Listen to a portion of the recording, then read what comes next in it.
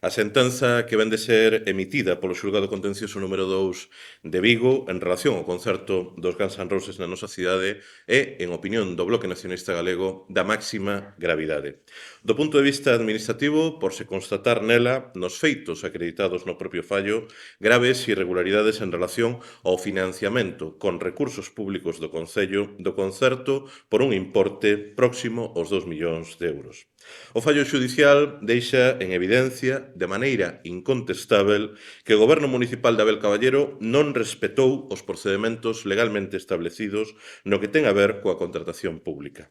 Para alén das implicacións administrativas e económicas destes feitos, no contido das 25 páxinas de sentenza queda acreditado que o Goberno Municipal de Abel Caballero mentiu de maneira tan descarada como torpe. Mentiu, primeiro, negando que existise ningún acordo previo coa promotora do concerto, que este fallo ratifica e que é precisamente un dos principais elementos que fundamentan a sentenza. Houbo abondosos e probados contactos previos coa promotora, a carta de interese que foi revelada públicamente polo BNG despois de que o goberno intentase ilegalmente impedirnos o acceso ao expediente non era un documento tipo sen ningún tipo de obrigas como afirmaron diferentes membros do goberno local. En ese sentido, é moi clarificador o que afirma a propia sentenza cando sinala que alcanzamos a tripla convicción de que entre as partes houbo acordo en canto á celebración do contrato que se formalizaría ulteriormente.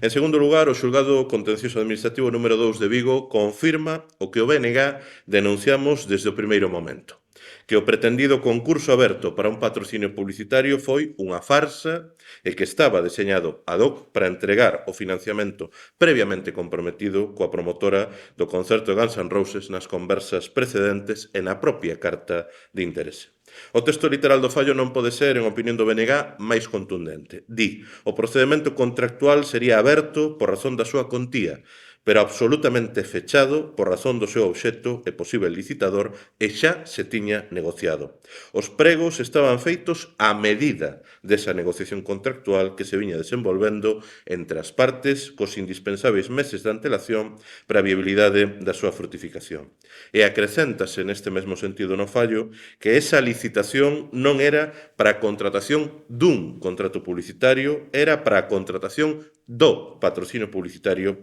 que xa se viña desenvolvendo pola recorrente. Estableceuse en modalidade aberta de o xulgado, pero falazmente, só formalmente porque era fechado, xa que o seu obxecto só podía ser o patrocinio do inminente concerto do 12 de xuño de 2023.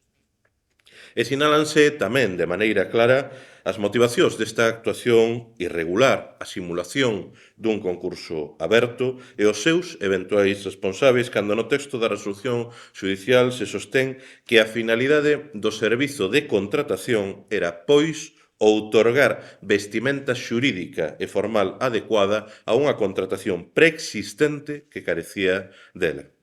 Todo o razoamento xurídico do fallo é unha confirmación con base en feitos acreditados de que o Goberno Municipal de Abel Caballero actuou desde o inicio de maneira irregular e que toda a actuación municipal estivo orientada a buscar a maneira de executar unha decisión política previa.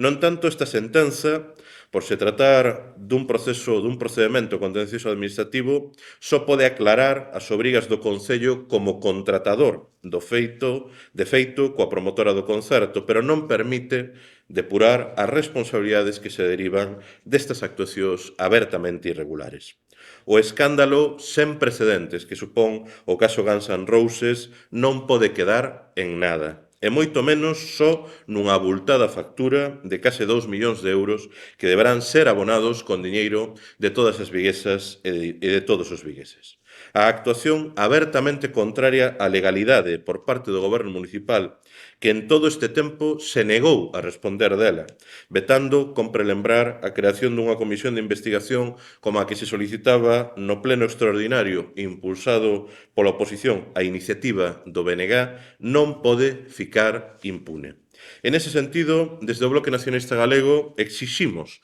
en primeiro lugar, que o alcalde Abel Caballero, como máximo responsável municipal, compareza de maneira urxente perante o Pleno para dar explicacións dunha vez por todas e permitir a creación dunha comisión de investigación que nos permita chegarmos até o fondo deste asunto, caia quen caia. En segundo lugar, consideramos imperativo que con carácter inmediato se retiren as competencias delegadas da área de contratación e festas na concelleira Patricia Rodríguez Calviño, que foi a responsável política da farsa do falso concurso aberto para o patrocinio publicitario. A señora Rodríguez Calviño non pode permanecer no goberno da cidade de Vigo nin un minuto máis. Para alén destas dúas exixencias que procuran que o goberno municipal asuma as súas responsabilidades políticas, o BNG entendemos que deben tamén responder dende a xustiza, ante a xustiza,